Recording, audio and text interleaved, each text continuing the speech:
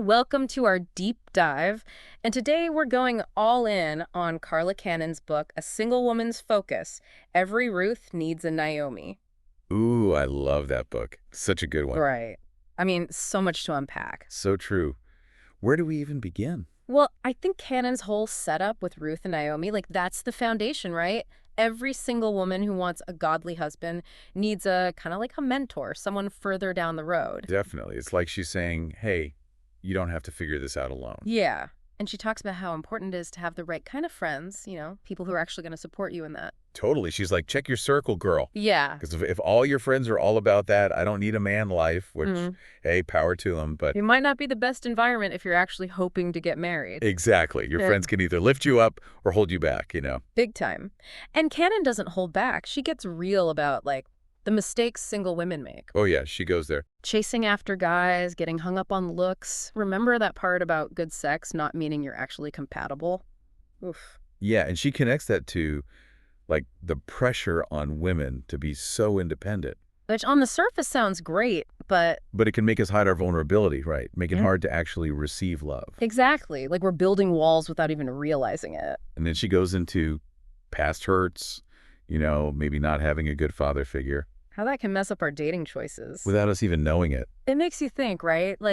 Am I picking guys based on some old pattern, or am I actually choosing someone good for me? That's a deep question. And then there's the cookie. This one kind of blew my mind. The cookie. Cannon's whole take on celibacy, it's not just about saying no to sex, it's about, depositing and receiving spirits. Ooh, I'm intrigued. Tell me more about that. Basically, she's saying when you sleep with someone, there's this exchange that happens, and you can end up carrying baggage from past relationships that blocks you from finding the right guy. Okay, that makes sense. It's about protecting your heart. And your spirit. And she gives all these practical tips, like group dates, public places, talking on the phone before you meet up. It's about boundaries, right?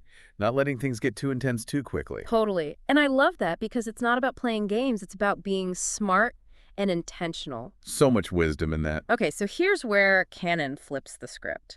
Instead of obsessing over finding the right guy, she says we should be focusing on becoming the right woman. I like where this is going. Me too. She actually talks about how she changed her own list of what she was looking for. Really? What was on it? Well, she ditched all the superficial stuff and got real about what mattered. Like a truly humble guy, someone who served others. And get this, someone with a good sense of humor. Yes. Because life is too short to be serious all the time. Right. And then remember those single men she interviewed? Yeah. What did they have to say? Well, one guy, he was super successful, really stressed the importance of authenticity in a woman, like natural beauty, being comfortable in your own skin. Someone who's not trying to be someone they're not. Exactly. And he also wanted someone emotionally deep, someone who could handle his pain and be vulnerable with him. That's beautiful. Being able to open up and share your true self. And the other guy, he was a pastor, so obviously a woman's faith was huge for him. That makes sense. But he also brought up something interesting, being okay with blended families. He was a single dad, so finding a woman who could embrace his kids was super important. Yeah, that adds a whole other layer to the whole dating thing. It's not just two people merging their lives, it's two families. So much to consider. I know. I think that's a good place to pause for now. We've covered a lot, from having good mentors to protecting your heart, and even a peek into what guys are really looking for. My brain is full. Mine too! But there's so much more to dig into, so be sure to join us for part 2 of this deep dive into Every Ruth Needs a Naomi. Can't wait. You know what really got me thinking? What's that? It's how Cannon kind of digs into self-awareness, really understanding how our past can impact our dating choices now. Yeah. It's like those patterns we don't even realize are there. Totally. She's saying, hey, pay attention to those blind spots. Right, and she talks about how if you didn't have a good dad, like a consistent father figure, it can lead you to seek validation from guys who are, older. Oh, yeah. Maybe emotionally unavailable. It's like you're trying to fill that gap, but in all the wrong ways. And those relationships, even if they feel super intense, they're usually not healthy. Not healthy at all. Not part of God's plan. It's about waking up and saying, okay, what patterns am I repeating? Exactly. Facing those tough truths. And Cannon gets really personal in the next chapter. She shares her own struggles as a single woman. Oh, I remember that part. It was so raw. It made me feel so much less alone, Me too. It's like she's giving us permission to be human, to mess up and learn from it. Yeah, totally. Yeah. And she does it without shame, without making you feel bad. Yeah, she's just honest. Like, this is my story. And maybe you can relate. She talks about looking for love in all the wrong places, Mhm. battling those feelings of worthlessness, even using sex to try and fill that void. Oof, yeah. Been there. It's heavy stuff, but she handles it with so much grace, reminding us that we're not alone. And that's so important because, let's be real, being single can be tough. No kidding. There's pressure from, like, everywhere to find a partner, settle down. But Canon challenges that. She's like, hey, embrace this time. It's a season of preparation, It's not just waiting for your life to start, but actually growing and learning. becoming who God created you to be. And your worth isn't tied to having a ring on your finger. Preach. But she doesn't sugarcoat it either. She talks about the pain of past hurts, the negative self-talk, even the temptation to settle just because you're scared of being alone. Ugh, that fear is real. It is. But then she brings us back to God's grace. She talks about finding healing and wholeness in Christ, how that changed everything for her. And then she was able to raise her standards, attract a guy who actually aligned with her values. It's like her pain became her purpose. Love that. And remember those single guys she interviewed? Of course. Spill the tea. Well, she goes even deeper in this section, sharing their thoughts on what they're looking for in a wife. Okay, I'm listening. The successful guy, he was all about authenticity, like natural beauty, being comfortable in your own skin. Someone who's not trying to be someone they're not. Exactly. And he wanted someone who was emotionally deep, someone he could be vulnerable with. So basically, be yourself. Yes. And then the pastor, well, he was looking for a woman who was strong in her faith. Makes sense for a pastor. But he also talked about something that often gets overlooked: blended families. Oh, right. He was a single dad. Yeah. So finding a woman who was open to that, even excited about embracing his kids, was huge for him. That definitely adds a whole other level of consideration to dating. For sure. It's not just about two people, it's about families blending together. And then she goes a step further and talks to married couples. Yes, like getting the inside scoop on what actually makes a marriage work. Tell me everything. Well, one couple, they were both pastors, talked about aligning their goals with God's purpose for their marriage. Wow, that's powerful. Right. They saw their relationship as a ministry. So they had a shared vision, something Mhm. bigger than themselves. Exactly.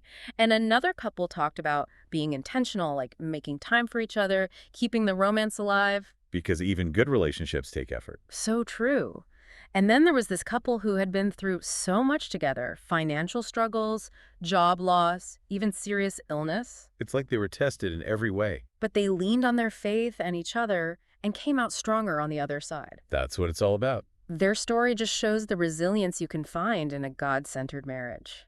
Choosing to believe the best, even when things are hard. Canon packs so much wisdom and encouragement into this book, it's amazing. She really does. It's like having a wise friend walk you through this whole singlehood thing. And speaking of wise words, I want to share something she said that really stuck with me. Okay, what is it? She said, and I'm paraphrasing here, "Your journey as a single woman isn't a waiting room. It's a time of preparation and growth. Really like that. It's about embracing this season, trusting God's timing, and becoming the best version of yourself." Not to attract a partner, but to honor God. Exactly. And as we head into the final part of our deep dive, think about how that applies to your own life. Yeah, good stuff to ponder. Out of everything we've talked about, I think the biggest takeaway for me is that shift Canon talks about, Which one? from like trying to find the right guy to becoming the right woman. Oh, yeah, that's huge. Because it puts the power back in our hands, right? It's not just waiting around. Totally. And Canon ties it all back to God's plan for us. Yes. Like, singleness isn't some punishment or like a waiting room. It's a chance to actually grow and heal and get aligned with God's purpose. It's like maybe we're freaking out about finding the one, but God's saying, hold on, I'm working on something amazing. Get yourself ready. That's a good way to put it. And remember how she talked about revamping her own list of what she wanted in a husband? Yeah. What was on it? Well, she got rid of all the superficial stuff and focused on the things that really mattered: humility, serving others. And this one surprised me: a sense of humor. Okay, that's important. Right. Life's too short to be with someone who's serious all the time. I agree.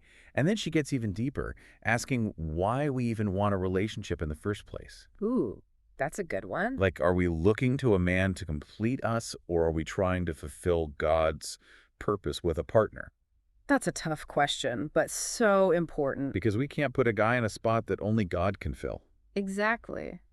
But she doesn't just leave us hanging with these big ideas. What do you mean? She gives us practical steps: prayer, studying the Bible, finding solid Christian community. Okay, yeah, those are good. Yeah. And self-care. Ooh, yes.